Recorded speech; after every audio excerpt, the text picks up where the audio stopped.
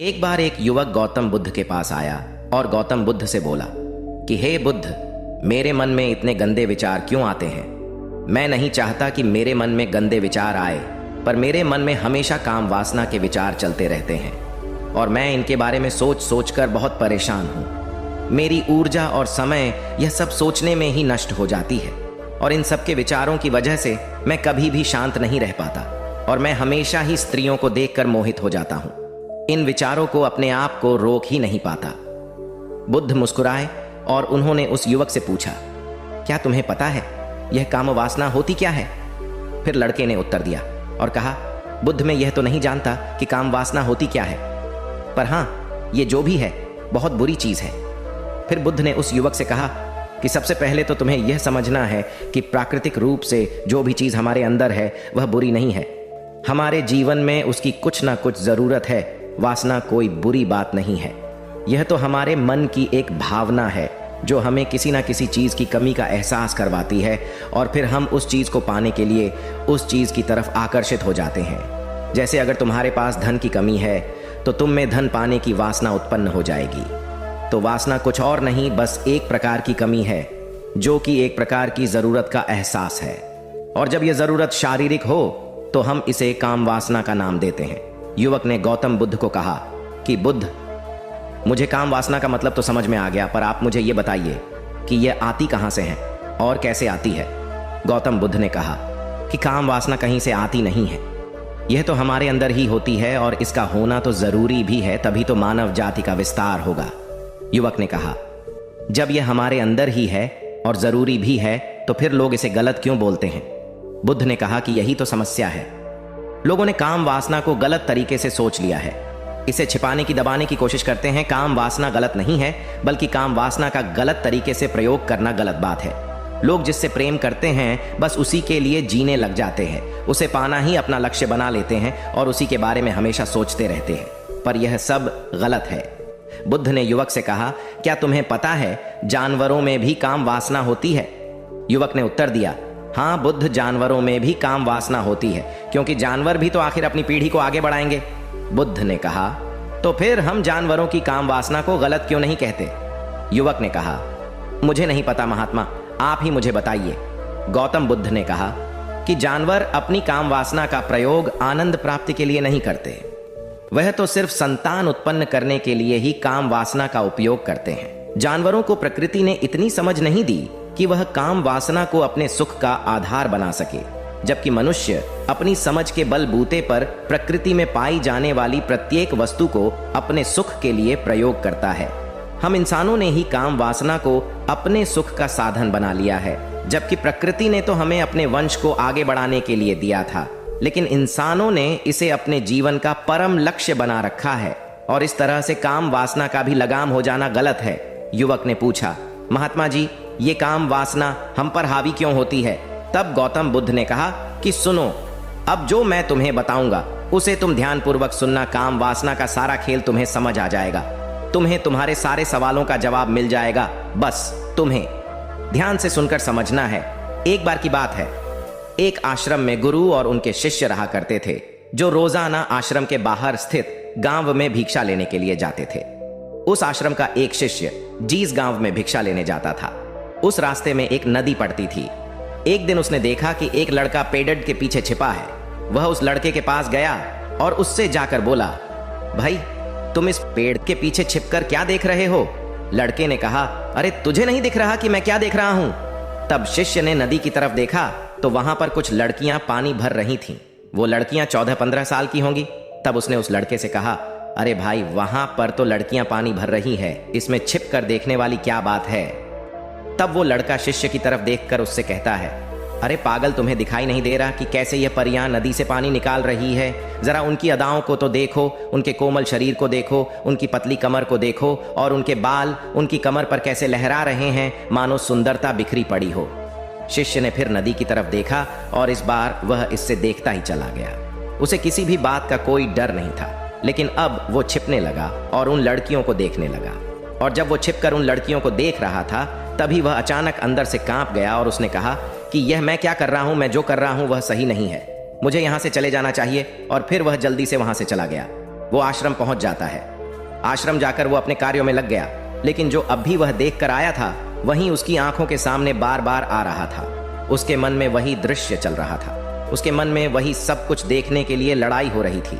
उसका किसी भी काम में मन नहीं लग रहा था। सुबह होते ही वह रोज जल्दी ही भिक्षा के लिए आश्रम से निकल जाता और उस नदी के पास वाले पेड़ के पास जाता, और जहां पर वह लड़का पहले से मौजूद रहता था उस लड़के के साथ मिलकर लड़कियों को छुप छुप कर देखता था। अब वह रोज ऐसा करने लग गया। यह उसके रोज का काम हो गया।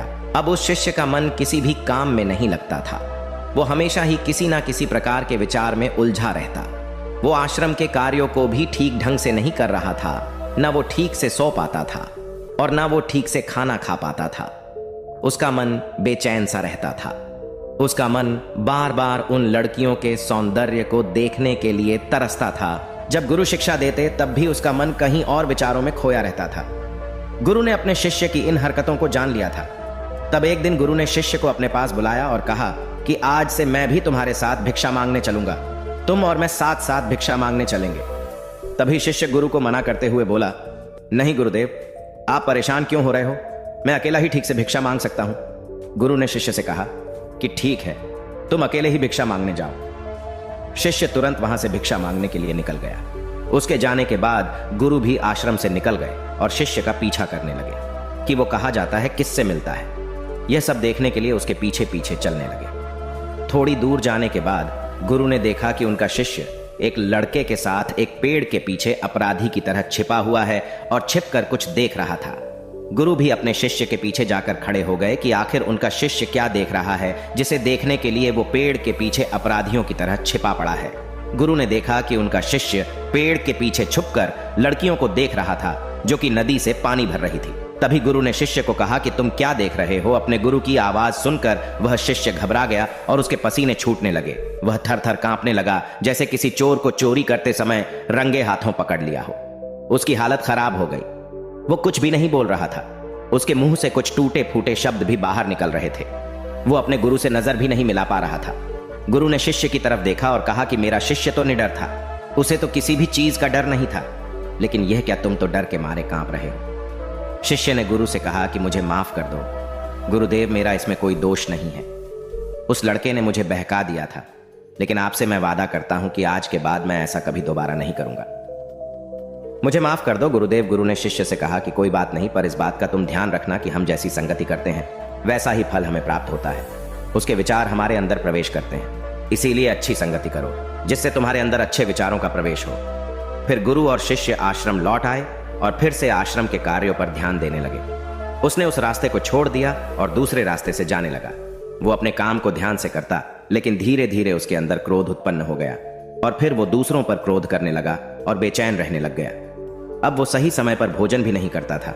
वो भोजन भी बहुत कम खाता था। एक रात गुरु शिष्य के पास आए और उसे बोले कि अब तक तुमने कितनी बार अपना वादा तोड़ दिया। यह सुनकर शिष्य अपने गुरु के चरणों में गिर गया और रोने लगा।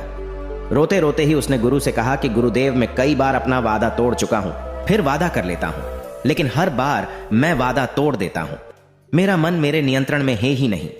मैं बहुत कोशिश करता हूं कि मैं अपने मन से सारे बुरे विचारों को निकाल डालूं, लेकिन मैं चाहकर भी ऐसा नहीं कर पा रहा हूं। फिर गुरु ने शिष्य को कहा कि चलो मेरे साथ। गुरु शिष्य को आश्रम के बगीचे में लेकर गए और शिष्य से कहा कि देखो, यहां पर कुछ नालियां बनी हुई है जिससे नदी का पानी इन पौधों तक आ रहा है और यह पानी एक निरंतर भाव से बह रहा है। क्या तुम इस पानी के बहाव को रोक सकते हो? शिष्य ने कहा कि हाँ गुरुदेव, मैं इस बहाव को रोक सकता हूं। फिर शिष्य ने मिट्टी उठाकर उस नाली में डाल दी। वो पानी थोड़ी देर के लिए रुक गया और फिर थोड़ी देर बाद उस मिट्टी के ऊपर से पानी बह गया। गुरु ने शिष्य से कहा, अरे ये क्या, ये तो पानी रुका ही नहीं। फिर शिष्य ने कुछ कंकड़ पत्थर उठाकर उस नाली में डाल दिए और फिर थोड़ी देर के लिए पानी रुक गया, लेकिन फिर थोड़ी देर बाद ही उन कंकड़ पत्थर के ऊपर से पानी निकल आया। फिर गुरु ने कहा कि यह क्या हुआ, पानी तो फिर से बह गया। तुम तो बोल रहे थे कि तुम इसे रोक दोगे। क्या हम किसी काम को रोकना चाहे तो क्या हम उसे रोक नहीं सकते? तब शिष्य ने कहा, कोई बात नहीं गुरुदेव, मैं इस पानी को तो आपको रोक के दिखाऊंगा। वह फिर से एक बड़ा सा पत्थर लेकर आया और उसे नाली पर डाल दिया और पानी रुक गया।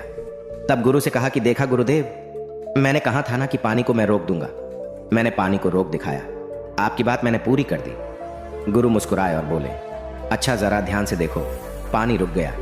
क्या वो तो पीछे की नाली तोड़कर बाहर आ गया और अगल बगल से बह रहा है, और ध्यान से देखो इस पत्थर को आगे भी आ गया और ये पानी अपना रास्ता बदलकर फिर से आगे की तरफ बह जाएगा। और फिर थोड़ी देर बाद ऐसा ही हुआ। फिर गुरु ने शिष्य को समझाया कि तुम्हारे साथ भी तो ऐसा ही चल रहा है। तुम बार बार प्रयास कर रहे हो, बड़े से बड़ा प्रयास कर रहे हो, पर हर बार तुम्हारा प्रयास टूट रहा है और यह हमेशा टूटता ही रहेगा। तुम कितना भी बड़ा पत्थर रख लो, लेकिन पानी तो अपना रास्ता बना ही लेगा। यह सब देखकर गुरु से कहा कि हे गुरुदेव, क्या कोई तरीका नहीं है जिससे मैं गंदे विचारों से बाहर निकल सकूं और ये मेरे मन में आए ही नहीं। गुरु शिष्य को एक नदी के पास ले गए जहां से उस बगीचे में पानी आ रहा था। गुरु ने शिष्य से कहा, वो पानी इसी नदी से जा रहा है। अगर हम यहीं से उस रास्ते को बंद कर दें जहां से पानी बगीचे में जा रहा है, अब क्या हम पानी को रोक नहीं सकते? शिष्य ने कहा कि हाँ गुरुदेव, अवश्य ऐसा हो सकता है। मैं इस पानी को यहीं से बंद कर देता हूं, तब आगे की नाली में पानी जाएगा ही नहीं और फिर बगीचे में पानी जाएगा ही नहीं। फिर से नदी से जाने वाले रास्ते को बहुत मेहनत करके पत्थर और मिट्टी डाल डालकर बंद कर दिया और गुरु से कहा कि गुरुदेव, मैंने पानी को बंद कर दिया है, अब यह पानी बगीचे में जाएगा ही नहीं। तब गुरु ने कहा कि अगर पानी बगीचे में नहीं जाएगा तो पेड़ पौधों को पानी कहां से मिलेगा? उन पेड़ पौधों को तो पानी की आवश्यकता है, और उन पेड़ पौधों में कुछ पेड़ पौधे तो ऐसे हैं जिनको रोज पानी की आवश्यकता है। वह तो मुरझाकर मर ही जाएंगे, उनका क्या होगा? पानी तो हमें खोलना ही होगा। शिष्य ने गुरु की बात सुनकर वापस नदी से जाने वाले पानी का रास्ता खोल दिया। तब गुरु ने शिष्य से पूछा कि अगर हम इस नदी के पूरे पानी को बगीचे की तरफ मोड़ दे तो क्या होगा? तब शिष्य ने जवाब दिया कि गुरुदेव, वहां पर जितने भी पेड़ पौधे हैं वो गलकर नष्ट हो जाएंगे, वहां पर कुछ नहीं बचेगा। फिर गुरु मुस्कुराए और बोले, तुम इस बात को समझो कि हमें किसी भी चीज को रोकना नहीं है, बस हमें हमेशा संतुलन बनाए रखना है। कम पानी से भी पौधे नष्ट होते हैं और ज्यादा पानी से भी पौधे नष्ट होते हैं। हमारा जीवन संतुलन से ही चलता है। गुरु ने शिष्य से कहा कि अगर मैं तुम्हें कहूं कि तुम आम के बारे में मत सोचो तो तुम्हारे मन में सबसे पहले किसका चित्र आएगा? शिष्य ने कहा कि गुरुदेव, मेरे मन में तो पहला चित्र आम का ही आएगा। गुरु ने कहा कि जब हम गंदे विचारों को जबरदस्ती रोकने का प्रयास करते हैं तो वह और मजबूती के साथ हमारे अंदर प्रवेश करते हैं और ज्यादा हमारे अंदर उठते हैं। इसीलिए हमें उन्हें कभी भी दबाने की कोशिश नहीं करनी चाहिए। फिर गुरु ने शिष्य को जाते हुए कहा कि हमारे गंदे विचार बुरे लोगों की संगति करने की वजह से भी आते हैं। कई बार क्या होता है कि कामुकता हमारे अंदर होती नहीं है, लेकिन कुछ अश्लील लोगों के साथ रहने की वजह से ये हमारे अंदर हावी हो जाती है। फिर शिष्य ने कहा कि गुरुदेव, आप सही कह रहे हैं, मैं अपने मार्ग से भटक गया था। फिर वो शिष्य उस रात बहुत ही चैन की नींद सोया। सुबह अपने कार्यों को पूरे मन से किया और फिर सुबह वो भिक्षा लेने के लिए उसी रास्ते से गया जहां वह लड़का आज भी पेड़ के पीछे छुपकर उन लड़कियों को देख रहा था। वो शिष्य नदी पर गया जहां वह लड़कियां पानी भर रही थीं। उसने उन लड़कियों से पानी मांगा। उन लड़कियों में से एक लड़की ने उसे पानी पिलाया और उस सन्यासी शिष्य के चरण छुए। शिष्य ने उसे आशीर्वाद दिया कि तुम्हारा कल्याण हो। उसका मन सकारात्मक ऊर्जा से भर गया। उसके चेहरे पर मुस्कान आ गई थी, जैसे कि उसे कुछ खोया हुआ वापस मिल गया हो।